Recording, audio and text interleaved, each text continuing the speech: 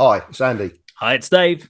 Hi, it's Kirk. Welcome to the A.D.K Rock and Metal channel. Today we're doing more Broken Down and Pulled Apart. That's the series where we take a song, we go away, we all listen to it, we make our own notes, and we break it into 1 minute sections and then play those 1 minute sections for you, and then give our feedback on each part of the song so you can see our journey and our kind of thought process as we go through it. Today's band is the band Alice in Chains, and the song is We Die Young, which is kind of their first big hit, big single, the kind of breakout song from them.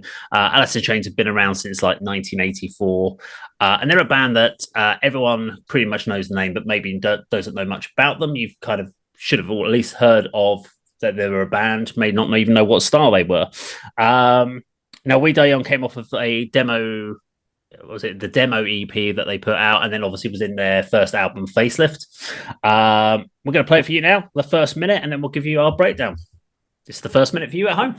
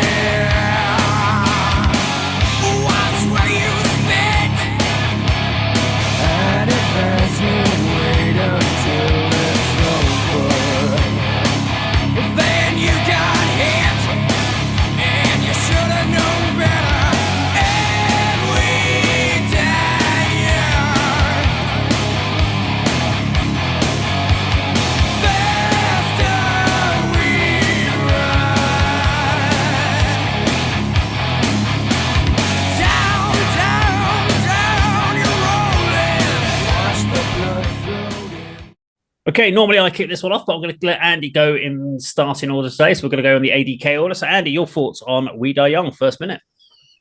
Yeah, you're absolutely right. It's a band that everybody knows. I've certainly heard of. If I'm honest, I think I've only heard them when we've covered them on the channel. We've done a few videos before throughout their career. Interesting, you should say this is one of their earliest ones and a sort of demo track, as it were, because we were talking before that Alice in Chains is a band that I should be into, being a Doom fan, and this certainly has some very doomy elements to it. Although, latter material from this band have never really sort of clicked with me, but I did really enjoy this track. The location's sort of quite unusual. It looks like a sort of typical American suburban house, but abandoned, and they're all sort of playing in the backyard in front of the pool. So it's sort of a bit different there, and the sort of main riff that flows virtually start to finish throughout this song, I think is really, really good. It's simple, but it reminds me, the first thing that came to my mind was a Flotsam and Jetsam song, which I don't know, this is from 1990. When did this come out, Dave? Yeah, it's 1990 from the debut album, Facelift. So about the same sort of time, because I thought the main riff that starts the song and sort of flows throughout is from very similar to the Flotsam and Jetsam track called Suffer the Masses. Sort of the sort of lead single from there, When the Storm Comes album from 1990. So, yeah, it's really it grabbed me straight away, as in Alice in Chains. Yeah, okay, we'll do it for the channel, but I didn't think as much as I did. So it's a really good start to the song. I had this feeling that when we selected it, I was at your face when you opened it up and was like, "Oh, for fuck's sake, really?" Wasn't quite that, but because we have done them before, but it was one that I didn't think I'd enjoy as much as I did. Yeah, and I'm just loading the old laptop, but yeah, great start to the song. For me, it's a song I had heard but hadn't really listened to before. I probably had heard it on like a compilation thing or in passing, never really dissecting that it was what the song title was called. So when it first started playing, I was like, oh, okay, yeah, I know what it is. To me, it's the definitive grunge guitar tone. There are a lot of other guitar tones like you hear, like you could turn around and say, like, it smells like Teen Spirits, Nirvana. That's a grunge tone. To me, that's an indie guitar tone. And it's an over fuzz. This has got that raw, it's weighty, it's heavy, but it's not outright like thrash metal tone. It's not death metal tone. It's got enough fuzz to it, and it's got enough like weight to it, but it's not quite doom either. To me, it's got that rawness. It almost reminded me of Soundgarden more than it does. When comparing it to, like, if you think about Alice in Chains on like Dirt and stuff like that, they've moved away from this guitar tone. This was a much rawer guitar tone. It really reminded me of Soundgarden at this point. I love the fact there's no messing around with it. It's literally 8 seconds in and you're already into the first verse. Sometimes what winds me up about songs is you're like a minute and a half into a song and they haven't even started on the first verse yet. And you're like, okay, we've got this minute-long intro of a track, and you're not going anywhere. I know what you're doing. You just keep repeating this phrasing and phrasing and phrasing. This literally guitar riff, and as soon as everyone kicks in, vocals kick in, straight to the point. Real abstract video, great tight angles. I love the flicking of the color strains. I mean, it screams early 90s in the videos. I mean, if you think about like in the pop charts, things like Groove Armada and stuff like that, and what was that? There was that song "Groove Is in Your Heart" video. I know which that kind of flashing psychedelic. Yeah, and there was that element of that bleeding through, so it was very much like a trip out kind of video, which I really liked. And of course, the distinction of Alice in Chains' vocals is they're so distinctive. It's as soon as he starts singing, even if you know any Alice in Chains, as soon as he kicks in, you know it's an Alice in Chains song, if you've never heard that song before. So yeah, really good. Kirk? Yeah, I'm going to disagree with you on one thing. The guitar tone in the opening riff is perfection to me, crunchy, abrasive, yet you want to swing out the air guitar. I think this actually is close to thrash metal. Pantera have had a similar tone in 1990.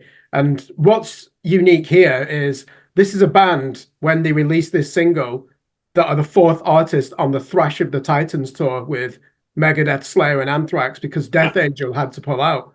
So this unknown band who just signed to Columbia Records called Alice in Chains, Dave Mustaine heard this album and thought, okay, let's put these on. And then a year later, they were bigger than all these bands, really, weren't they? Or at least 2 years later, and went on to dominate the 1990s. So to me, they're still a metal band at this time. And you can tell that in the mid-range power chords of this riff in the first verse when Lane Staley expands his voice. You're right, Dave. This is one of the few songs they have. I think it's only 2 minutes and 33 seconds. It is an absolute fucking banger, isn't it, to use that term? We're not overstating it, and we say this. I remember I hadn't played this for a few years, and I put it on. And you know when you're doing something, and a riff comes on in the background, I was like, fucking hell, who's this? This is like really heavy. And I was like, oh, it's Alice in Chains. And just one thing before I move on. I remember buying this album from Townsend Records in Leyland, Lancashire in 1999 as part of a 3 for 10. Does anyone need to know that? Yeah, I remember buying the record. That's all you have to say. No, that's why I'm saying you should buy CDs or vinyl, because when you look on your shelf, you'll be able to remember when you bought it. I even remember that crappy Sylvester Stallone, Kurt Russell film, Tango and Cash, being on Channel 5 that night when I brought the album home. So, but yeah, anyway, in all seriousness, great start to the song. And Lane Staley, compare his vocals with all the other vocalists in rock, he's a lot lower, isn't he? And it's a lot more masculine and muscular in the way that he approaches vocals, which again went on to influence many vocalists in the 1990s.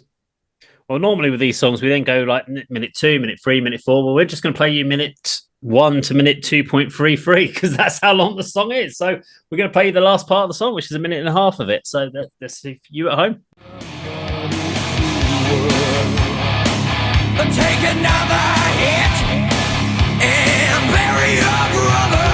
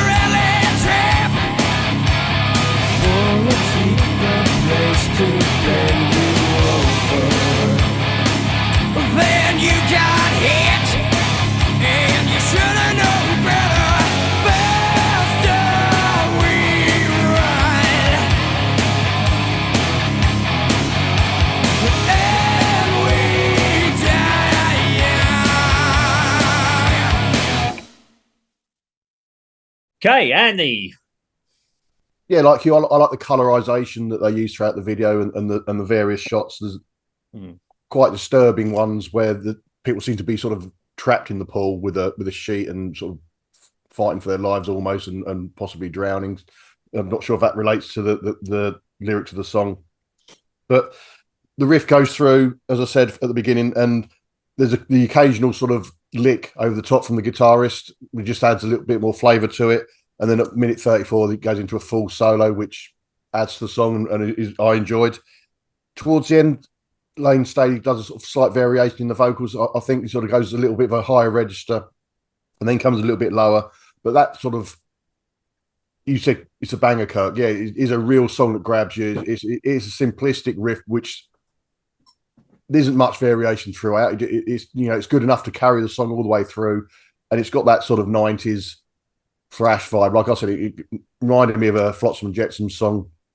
So, if I heard this in 1990, I might have become a fan because it is borderline doom. You said to me before we started that it's sort of a bit different from the latter material from this band, and they did go in a sort of slightly different direction. They certainly started off like that. So if this is the sort of flavour for the album this came from, I'll certainly check it out because it's a really, really good song. And as a Doom fan, it grabbed me mainly because of that riff.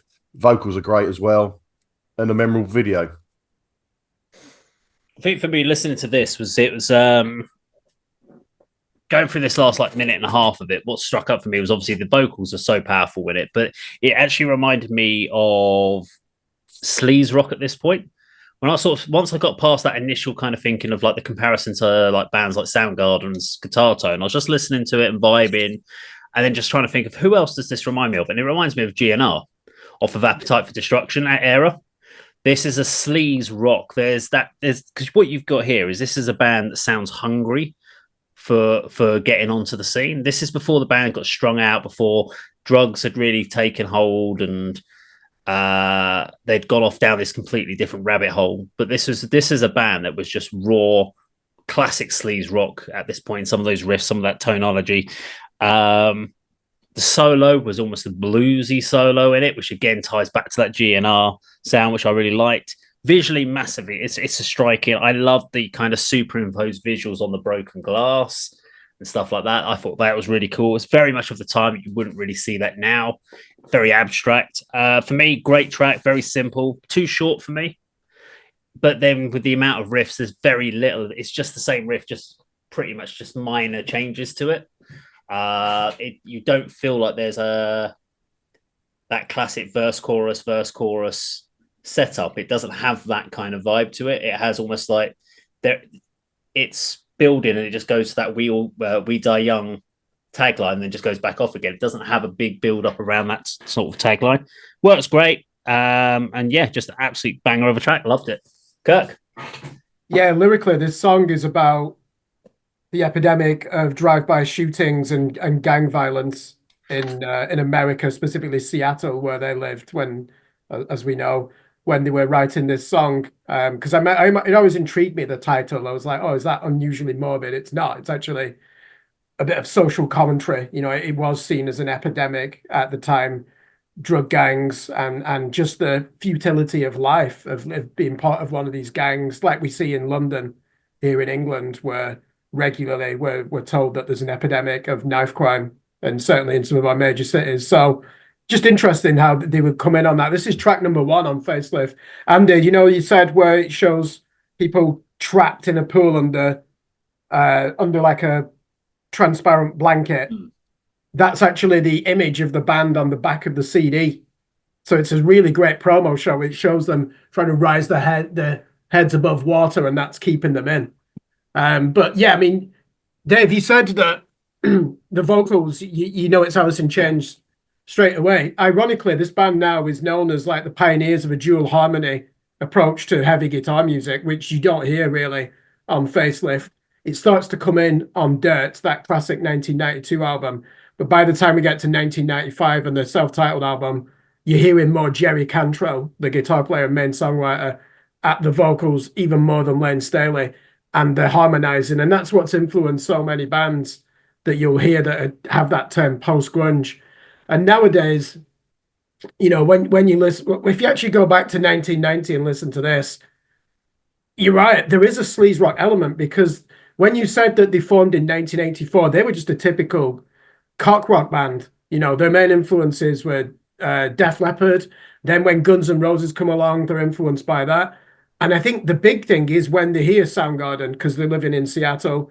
And you're right, Soundgarden is a big influence on this, but they're a lot sharper and they're more metallic than Soundgarden. They don't have any punk influences. They don't really have any noise rock influences or hardcore or even indie influences like Soundgarden, who, as we know, take Black Sabbath, but it's kind of like an art school interpretation. Yeah. Alice in Chains have always been a straight up rock band, and there's always been a big element of metal in it.